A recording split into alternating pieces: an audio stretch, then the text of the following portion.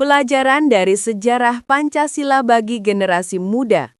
Proses lahirnya Pancasila, BPUPKI Piagam Jakarta, PPKI. Sejarah lahirnya Pancasila. Pancasila lahir sebagai dasar negara Indonesia melalui serangkaian proses sejarah menjelang kemerdekaan yang melibatkan diskusi intensif di antara tokoh-tokoh nasional untuk merumuskan ideologi yang mencerminkan nilai-nilai bangsa. BPUPK atau Badan Penyelidik Usaha-Usaha Persiapan Kemerdekaan Indonesia dibentuk oleh Jepang pada 1 Maret 1945 untuk mempersiapkan kemerdekaan Indonesia. Pada 1 Juni 1945, Soekarno menyampaikan pidato yang memperkenalkan Pancasila sebagai 5 prinsip dasar: ketuhanan, kemanusiaan, persatuan, kerakyatan, dan keadilan sosial. Sidang ini menjadi awal formalisasi ideologi tersebut melalui perdebatan panjang. Piagam Jakarta. Hasil sidang BPUPK pada 22 Juni 1945, di mana Pancasila dirumuskan dalam Piagam Jakarta sebagai pembukaan konstitusi.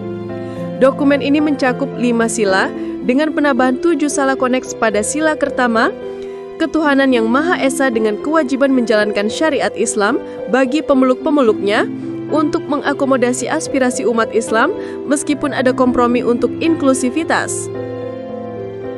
PPKI atau Panitia Persiapan Kemerdekaan Indonesia dibentuk pada 7 Agustus 1945 untuk menggantikan BPUPK.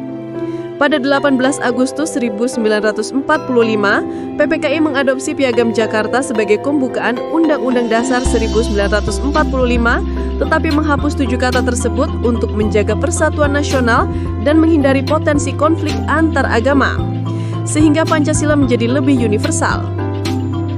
Penjelasan salah satu peristiwa penting, Piagam Jakarta. Piagam Jakarta sebagai peristiwa penting karena merupakan momen krusial di mana Pancasila pertama kali dirumuskan secara tertulis sebagai dasar negara, mencerminkan kompromi politik dan budaya di tengah keberagaman Indonesia. Pada 22 Juni 1945, setelah perdebatan sengit di sidang BPUPK, para tokoh seperti Soekarno, Hatta, dan Ki Bagus Hadikusumo menyepakati Piagam Jakarta. Dokumen ini tidak hanya menetapkan 5 sila Pancasila, tetapi juga menambahkan klausul tentang syariat Islam untuk memenuhi tuntutan kelompok Islam sambil tetap menjaga prinsip inklusivitas. Peristiwa ini menunjukkan bagaimana proses deliberasi demokratis menghasilkan fondasi negara yang kuat, meskipun akhirnya disesuaikan lagi di PPKI untuk menghindari polarisasi. Nilai Pancasila yang tercermin dari peristiwa tersebut. Dari peristiwa Piagam Jakarta, beberapa nilai Pancasila yang tercermin adalah ketuhanan yang Maha Esa, terlihat dalam penambahan klausul syariat Islam yang menunjukkan penghormatan terhadap keberagaman agama dan kebutuhan spiritual masyarakat, meskipun akhirnya disesuaikan untuk inklusivitas. Kemanusiaan yang adil dan beradab. Proses diskusi dan kompromi mencerminkan rasa kemanusiaan dalam menghargai hak-hak semua pihak, termasuk minoritas, untuk mencapai kesepakatan yang adil.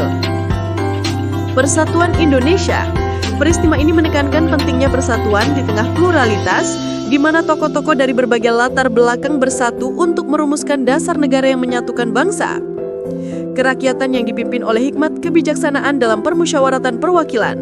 Sidang BPUPK melibatkan musyawarah dan perwakilan rakyat, menunjukkan nilai demokrasi dan partisipasi kolektif dalam pengambilan keputusan. Keadilan sosial bagi seluruh rakyat Indonesia. Kompromi dalam Piagam Jakarta bertujuan menciptakan keadilan sosial dengan mengakomodasi kepentingan semua kelompok, termasuk yang lemah, untuk mencegah ketidakadilan.